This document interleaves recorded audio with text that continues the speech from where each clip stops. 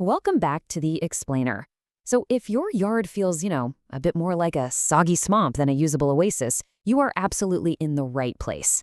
Today, we're diving into the source material to figure out exactly how to diagnose those chronic drainage issues.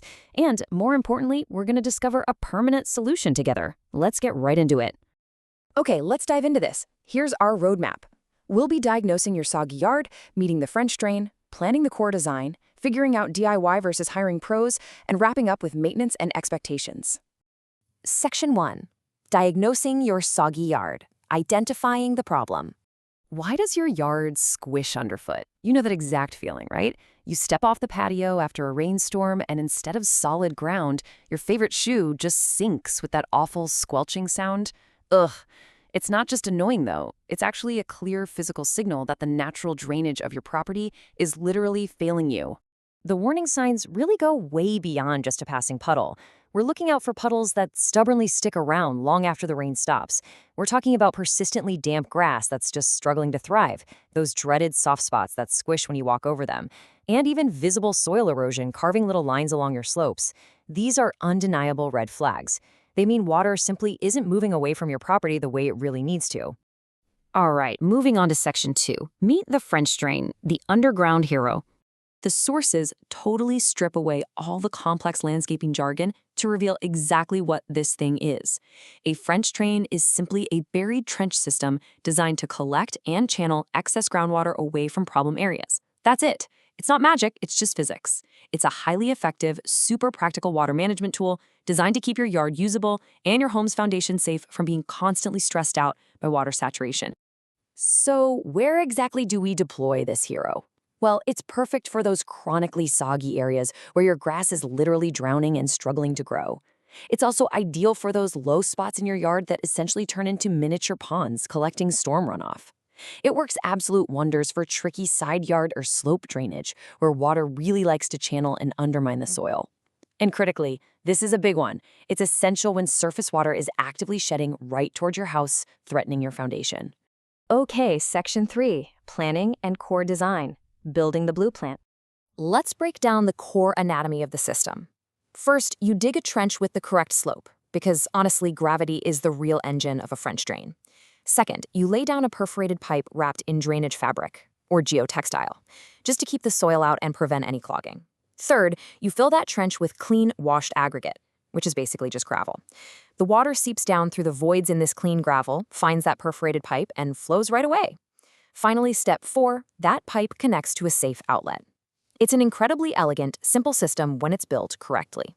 But wait, before you even pick up a shovel, you've got to identify exactly where the water is entering. Is it uphill runoff, is it a leaking downspout, or is it actual groundwater just seeping up? Once you know the source, you have to map out the flow path to a safe discharge destination, like a dry well, a storm drain, or a safe runoff area. And here is a massive tip from the sources. You absolutely must ensure this outlet doesn't just redirect your problem onto your neighbor's property. Nobody wants that. So always make sure to check your local rules and municipal stormwater system guidelines. Which brings us to Section 4, DIY versus hiring pros, making the right call. The sources draw a really stark contrast here. Now, if you're dealing with shallow pooling or localized surface water, and you have the right tools and planning, this is a very DIY-friendly project. But you should definitely hire a pro if the drainage issues are anywhere near your home's foundation. Same goes if the job requires significant yard grading, if you suspect deep groundwater seepage rather than just surface runoff, or if local permits are required. Minor mistakes like an insufficient slope, poor outlet planning, or inadequate separation between the soil and gravel will completely ruin the system's effectiveness, so definitely choose wisely. Finally, Section 5, Maintenance and Expectations, the long game. To keep it flowing, you really only have a few simple tasks. You'll want to periodically inspect the outlet area just to make sure it's clear, keep nearby loose soil from washing into the trench itself, and be sure to address any new runoff sources, like blocked gutters or downspouts, because sediment and debris are the main enemies of your system's longevity.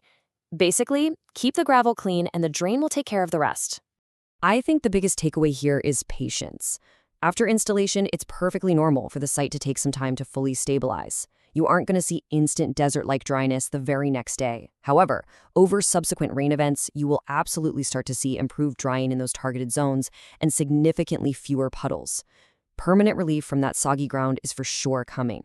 There's a really fantastic mindset shift required here, perfectly captured by a quote from our sources. When yard water problems persist, the solution usually isn't just more grass or more topsoil. And man, it is such a common trap. We see a muddy spot, and our very first instinct is to just throw dirt on it. But as we've learned today, structural water issues require a structural solution. A French drain actually channels the excess water away, permanently breaking that ongoing cycle of sogginess and erosion. So the final question we really have to ask ourselves, is your yard ready for a permanent solution? Or will you just keep throwing topsoil at the puddle? We now have the structured knowledge and the blueprint to actually fix the root cause. Thanks for exploring these sources with me, and keep learning.